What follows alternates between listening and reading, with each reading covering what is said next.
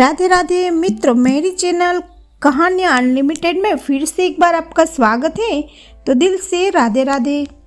एक बार भगवान विष्णु जी शेषनाग पर बैठे बैठे बोर हो गए और उन्होंने धरती पर घूमने का विचार मन में किया। वैसे भी कई साल बीत गए थे धरती पर आए और वह अपनी यात्रा की तैयारी में लग गए और स्वामी को तैयार देखते कर लक्ष्मी माता ने पूछा, आज सुबह सुबह कहाँ जाने की तैयारी हो रही है? विष्णु जी ने कहा कि हे देवी लक्ष्मी, मैं धरती लोक पर घूमने जा रहा हूँ।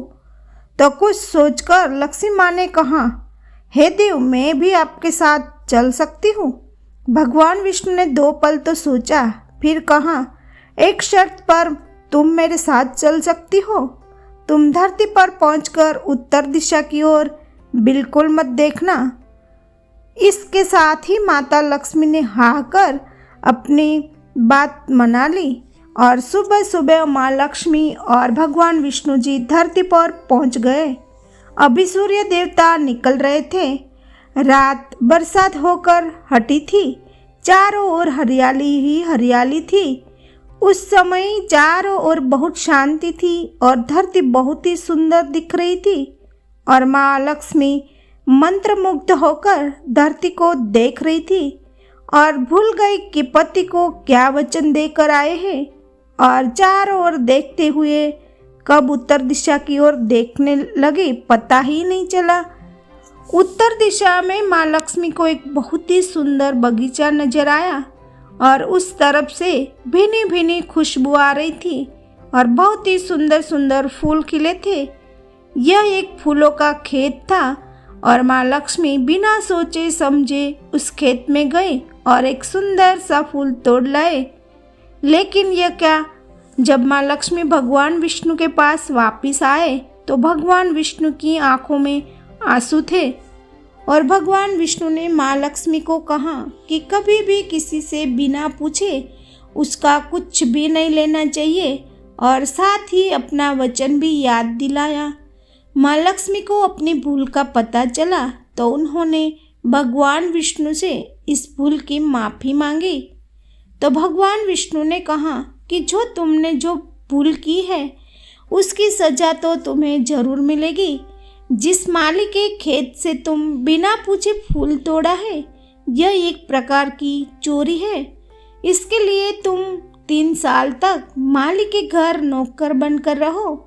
उसके बाद मैं तुम्हें वैकुंठ में वापस बुलाऊंगा। माँ लक्ष्मी ने चुपचाप सर झुकाकर हाँ कर दी और माँ लक्ष्मी एक गरीब औरत के रूप धारण करके उस खेत के मालिक के घर गए। घर क्या, एक झोपड़ा था और मालिक का नाम माधव था। माधव की बीवी, 2 बेटे और 3 बेटियां थीं। सभी उस छोटे से खेत में काम करके किसी तरह से गुजारा करते थे। माँ लक्ष्मी जब एक साधारण और गरीब औरत बनकर जब माधव के झोपड़े पर गए तो माधव ने पूछा, बहन तुम कौन हो और इस समय तुम्हें क्या चाहिए?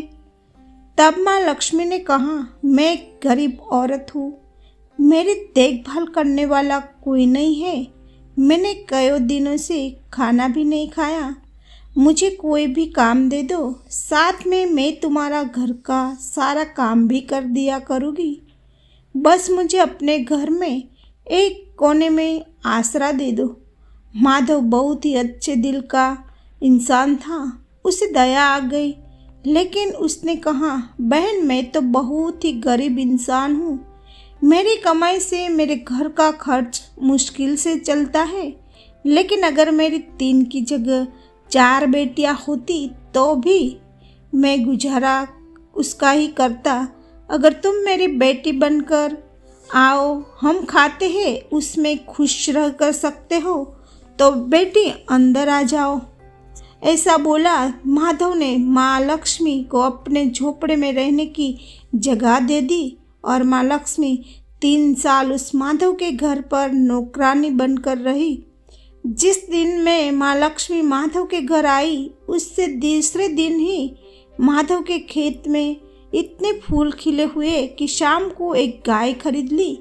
फिर धीरे धीरे माधव ने काफ़ी ज़मीन खरीद ली और सब ने अच्छे अच्छे कपड़े भी बनवा लिए और फिर एक बड़ा पक्का घर भी बनवा लिया। बेटियों और बीबियों ने गहने भी बनवा लिए और अब मकान भी बहुत बड़ा बना लिया। माधव हमेशा सोचता था कि मुझे ये सब इस बेटी के आने के बाद मिला है। इस बेटी के रूप में मेरी किस्मत आ गई है मेरी। और अब 2-4 साल बीत गए थे, लेकिन माँ लक्ष्मी अब भी घर में और खेत में काम करती थी। एक दिन माधव जब अपने खेतों से काम खत्म करके घर आया तो उसने अपने घर के सामने द्वार पर एक देवी स्वरूप गहनों से लदी एक औरत को देखा। ध्यान से देखकर पहचान गया, अरे ये तो मेरी मुंह बोली चौथी बेटी यानी वही औरत है, और पहचान गया कि यह तो माँ लक्ष्मी है।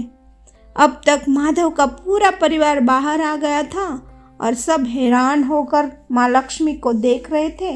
माधव बोला, हे माँ, हमें माफ़ करे, हमने तेरे से अनजाने में ही घर और खेत में काम करवाया है। माँ, यह कैसा अपराध हो गया है। हे माँ, हम सबको माफ़ कर दो।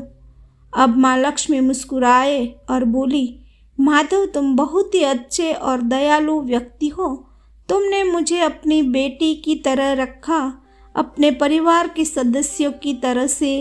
इसके बदले में मैं तुम्हें वरदान देती हूँ कि तुम्हारे पास कभी भी खुशियों की और धन की कमी नहीं रहेगी और तुम्हें सारे सुख मिलेंगे जिसके तुम हकदार हो। और फिर माँ ने अपने स्वामी के द्वारा भेजे गए रथ में बैठकर वैकुंठ चले गए।